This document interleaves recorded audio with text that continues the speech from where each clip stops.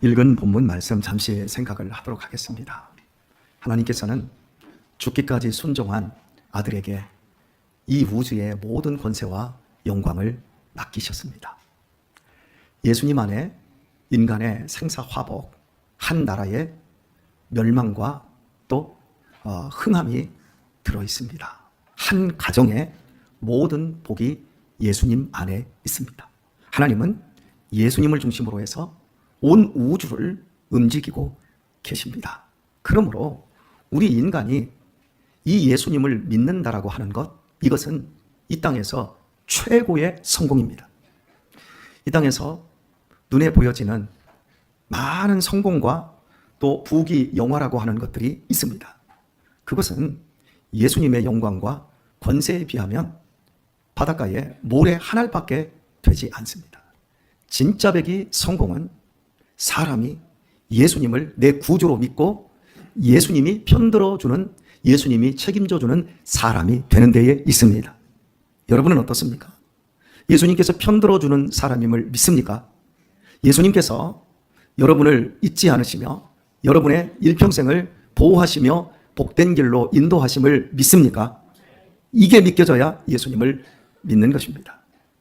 이 보석과 같은 이 진리를 아무도 할 수 없지만 하나님께서 택해 주신 사람들에게 성령을 주시면 성령께서 깨닫게 하실 때 우리의 인생은 거기에서 뒤집어져 버립니다.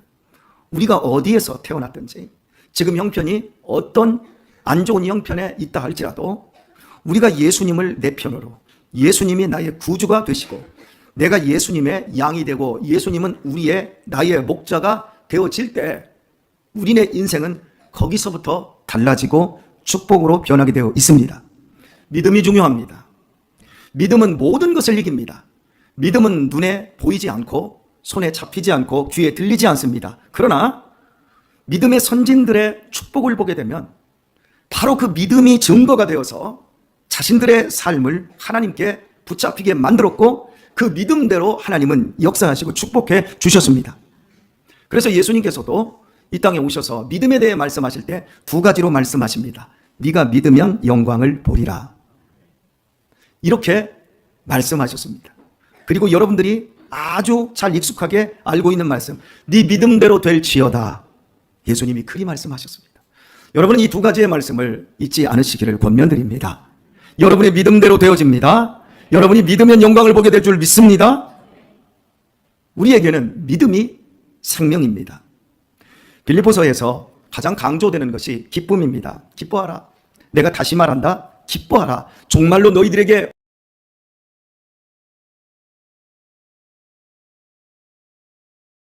권하노니 기뻐하라. 계속해서 기뻐하라, 기뻐하라 말씀합니다.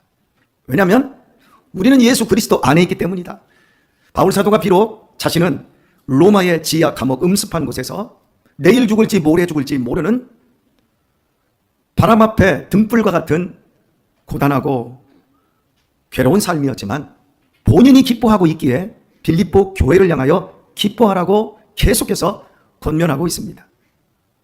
바로 이 기쁨의 대주제 속에서 읽은 8절 말씀은 정말로 형제들아 무엇에든지 참되며 이렇게 시작해서 무엇에든지 8가지의 미덕을 기준으로 살 것을 권면합니다. 무엇에든지입니다. 우리는 이미 성공자입니다. 이 세상에서 최고의 성공을 가진 사람들입니다. 우리의 믿음대로 되어지고 믿으면 영광을 보는 사람들로 하나님이 우리를 불러내셨습니다. 그러니 기뻐하라는 겁니다. 그리고 이것을 머릿속에 가지고 이것을 믿음으로 가지고 8가지의 미덕을 중심으로 삶을 살아내라고 권면을 하는데, 자, 중요한 건 이겁니다. 이것들을 생각하라. 여러분, 믿음은 생각하는 데서 시작이 됩니다. 지금 여러분은 무슨 생각을 하십니까? 제 설교를 들으면서 여러분은 지금 무슨 생각 중에 계십니까?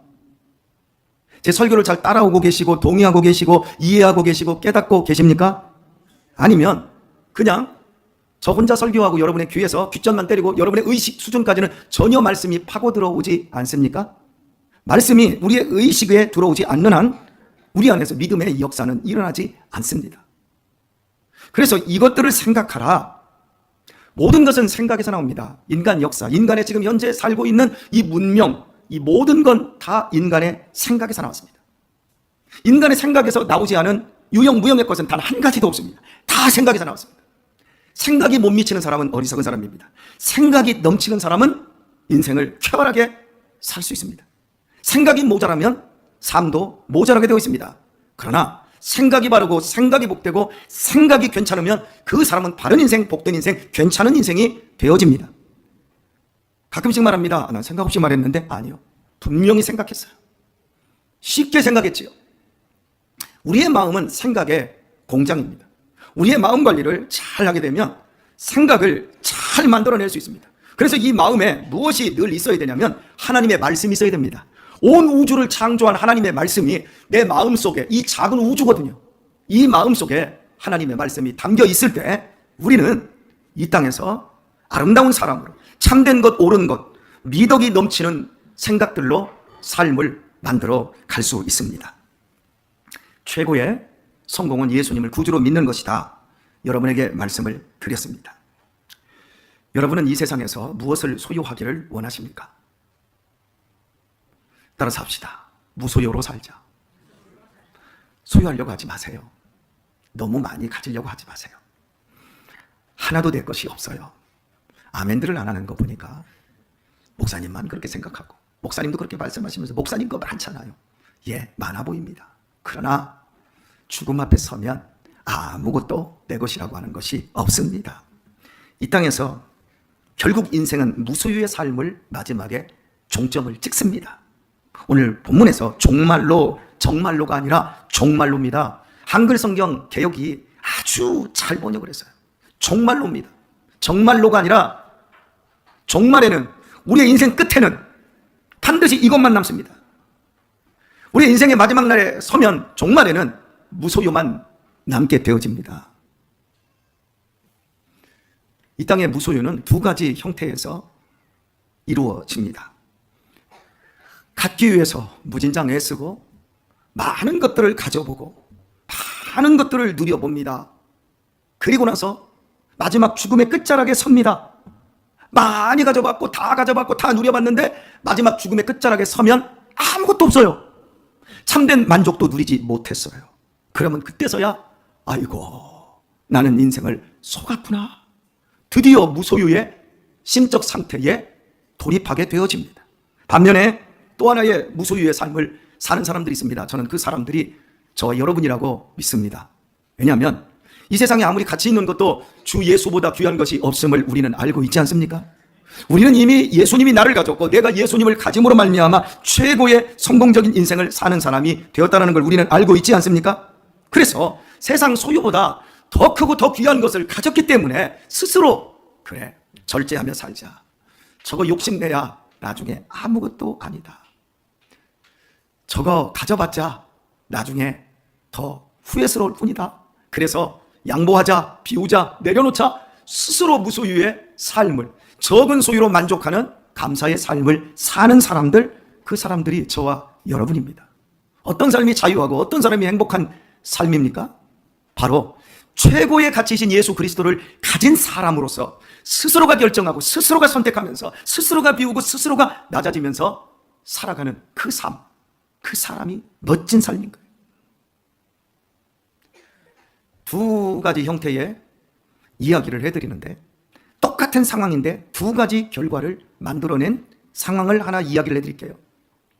교회에서, 제법 큰 교회에서 목사님 20년 동안 이 교회 개척하시고 애 많이 쓰셨습니다. 그래서 그 교회에서 그 목사님에게 임직하는 임직자들이 돈을 걷었어요.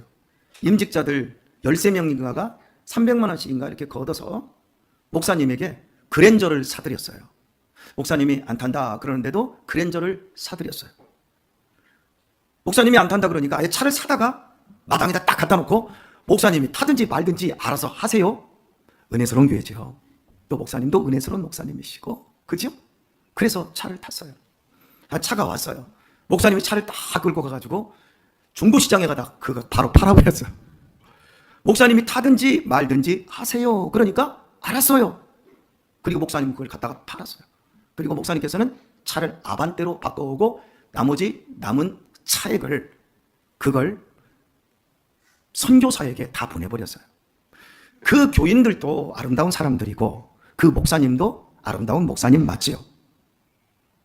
상대방에게 가난하게 살아라, 청빙하게 살아라, 무수유의 삶을 살아라 강요하는 것이 아니라 목사님 우리도 좋은 차 탑니다. 우리도 좋은 집에서 삽니다. 그러니 목사님도 좋은 차 타시고 좋은 집에서 사십시오. 여러분 그게 더 아름답고 덕 있는 거예요. 그리고 목사님은 고사하다가 알겠습니다. 교인들의 그 사랑과 정성을 받은 거예요. 그리고 차는 내 거니까 팔고 그것을 작은 것으로 줄이고 또 선교사에게 나머지 차액을 보내드린 이 부분 얼마나 교회가 아름답고 얼마나 멋있는 교회입니까? 자, 또 한 교회 얘기를 합시다. 교회가 제법 큰 교회예요. 우리 목사님이 교인들은 많지 않아도 그래도 동기가 서울 사랑의 교회 오정현 목사님하고 동기인데 오정현 목사님이 타는 차가 외제차라면 우리 목사님도 그 정도는 타야지. 그래서 이제 그 차를 이제 사드렸습니다. 그리고 그 목사님은 그래도 목사가 이 정도는 타야 나이 60 넘어서 몸에 힘을 좀 들 수 있지. 그리고 잘 타고 다닙니다. 여러분 이거 잘못된 거예요, 잘한 거예요? 이건 잘못된 것도 아니고 잘한 것도 아니고, 아니 잘못됐다고는 할 수는 없지만 특별히 잘한 것도 아닐 수 있어요. 그러나 보통 사람들이 그렇게 살아요. 여러분들이 그렇게 사는 것처럼 보통 사람들이 다 그렇게 살아요. 여러분은 꼭 이런 얘기만 하면 얼굴이 굳어집니다. 얼굴이 살아나야 돼요. 지금 은혜스러운 얘기를 하고 있는 거예요. 자, 중요한 핵심을 지금 이야기하고 있는 거예요. 무엇에든지 참되며 이렇게 말해요. 우리가 사는 이 삶, 예수님께 우리의 삶을 맞추면 더 아름답고 더 미덕 있는 삶을 만들어 갈 수 있습니다. 그냥 나에게 집중해서 그래 내가 당연히 누릴만 하지, 뭐 우리 교회 이 정도 크기고 되고 내가 이 정도 직장이고 내가 이 정도 연봉을 받는다면 내가 이 정도는 누릴 수 있지, 그거 죄가 아니에요. 그러나 마지막 날 종말의 날 그때 내 삶을 들여다보면 그런 모든 것들 속에서 하나의 선택할 수 있는 또 다른 길들이 있었다는 걸 알게 되어지는 거예요. 조금 더 내려놓고 조금 더 양보만 할 수 있다면 얼마든지 더 은혜스러울 수 있어요. 맞지요? 내가 조금 더 무수요하고 내가 조금 더 손해보고 내가 조금 더 내려놓을 수 있다면, 내가 조금 더 힘이 들어도 더 많은 사람들을 끌어안아 줄 수 있다면 여러분 그거보다 더 행복한 것이 어디 있겠고, 그런 사람이야말로 진짜 예수님을 성공적인 인생으로, 예수님을 믿음으로 말미암아 성공적인 인생으로 열매 맺는 사람이라고 할 수 있을 것입니다. 이것들을 생각하십시오. 제가 여러분에게 지금 말씀드린 것처럼 이것들을 생각하십시오. 항상 생각하고 사십시오. 어떤 것이 더욱더 바른 선택이고 어떤 것이 더욱더 유익할지를 바르게 생각하십시오. 생각하지 않으면 살면서 생각합니다. 생각하며 살지 않으면 살면서 생각합니다. 전자는 생각하며 살면 하나님의 말씀을 가지고, 생각하며 살면 내 삶을 주도하고 끌어가며 내 편으로 만들며 인생을 멋지게 즐기며 살 수 있습니다. 그러나 살면서 생각하면 끌려가는 거예요. 아이고 전도해야 하는데, 아이고 헌금 좀 잘해야 되는데, 아이고 충성 좀 해야 되는데, 항상 못하는 상태에서 그냥 생각을 뒤에 하는 거예요. 끌려가는 거예요. 그리고 나중에 종말의 날 우리의 인생에 있어서 남는 것이 없는 허무한 것밖에 없는 인생이 될 수도 있다는 거죠. 오늘 말씀을 맺도록 하겠습니다. 우리는 하나님의 자녀가 되었습니다. 우리는 영원한 생명을 얻었습니다. 옆 사람에게 인사하세요. 너 이제 얼마 안 남았대. 지금 우리가 웃으면서 이렇게 이야기를 하지만 분명히 그런 날 옵니다. 오늘도 제가 황기성 목사님을 만나 뵙고 황 목사님이 저한테 권 목사님 오늘이 마지막이 될 수도 있을 것 같네요. 그래서 제가 그랬습니다. 목사님 그렇게 말씀하신 지가 20년도 넘었어요. 그 오늘이 마지막, 이제 얼마 안 남았다라는 그 말이, 목사님 벌써 우리 교회 처음 오셔서 20년 전에 첫 설교하실 때 은퇴하시고 이제 얼마 안 남은 늙은이 이 강단에 세워주셔서 감사하다고, 그러면서 올해가 마지막이라고 나는 생각한다고 이랬는데 벌써 20여 년이 지나버렸어요. 그래서 제가 그 말씀도 그때 이렇게 말씀하신 거 제가 이야기를 해드리면서 목사님은 참 좋으시겠습니다. 그러면서 제가 목사님은 천국이 지척에 있어서 천국으로 이사갈 날이 이제 며칠 안 남아서 참 좋겠는데 저는 가고 싶어도 아직 하나님이 사명이 있어서 조금 더 고생해라. 그래서 저는 어머니가 보고 싶어도 제가 아직 못 가고 있습니다. 제가 어제가 목사 안수 받은 지 24년 되는 날이었습니다. 10월 10일 날 제가 목사 안수 받고 제 어머니께 제가 얼마나 어머님이 좋아하셨는지 몰라요. 어제 어머니 생각이 얼마나 나는지 몰라요. 그런데 저녁에 강의를 듣는데 여기다 손에다가 가슴에다가 손을 대고 그 강의하시는 교수님께서 여러분 인생에 제일 좋은 사람이 엄마 아닙니까? 눈을 감으세요. 그리고 엄마하고 해보세요. 엄마래요. 그리고 또 말씀해요. 엄마 하면 무슨 생각이 납니까? 슬픔, 고생스러움. 엄마. 우리 어제 엄마가 굉장히 보고 싶더라고요. 그래서 저녁에 잠자리에 들었는데 우리 어머니 보려면 없나? 우리 황기성 목사님처럼 내가 너무 오래 살고 싶진 않아도 그래도 목회 끝나고 뭐하고 하려면 앞으로 한 20년은 기다려야 될 것 같은데 아우 슬프다. 그래서 제가 황기성 목사님 오늘 인사 나누면서 그랬습니다. 목사님 이 땅에서 다시 만나면 그때 또 악수를 하겠지만 이 땅에서 다시 못 만나면 이 다음에 천국에서 봐요. 그리고 천국에 가서 우리 어머니한테 안부 좀 전해주세요. 아들이 몹시 보고 싶어 한다고 제가 이렇게 말씀을 드렸어요. 그랬더니 황 목사님이 꼭 그렇게 꼭 내가 어머니 찾아볼게. 여러분 이 땅에서 우리의 나누는 대화가 믿지 않는 사람이 옆에서 보면 미쳤다고 그래요. 어떻게 죽음을 저런 식으로 쉽게 얘기하는지. 제가 오늘도 전도를 하면서 어떤 사람에게 이야기를 하면서 당신이 혹시 죽을 병에 걸려서 암에 걸리면 딱 했더니 왜 그런 기분 나쁜 소리를 해요? 하면서 성질을 내더니 더 이상 얘기를 안 듣고 가버리더라고. 세상 사람들은 그래요. 그런데 우리는 너 얼마 안 남았어. 나도 얼마 안 남았고. 이걸 우리는 마음껏 얘기할 수 있어요. 왜요? 우리는 이 땅에서 성공했기 때문에 더 이상 바랄 성공이 없어요. 아멘들을 안 하시는데. 그래서 설교를 좀 더 길게 아멘 할 때까지 다 같이 아멘 할 때까지 설교를 조금 더 하도록 하십시다. 우리는 최고로 성공했기에 더 이상 바랄 것이 없습니다. 끝.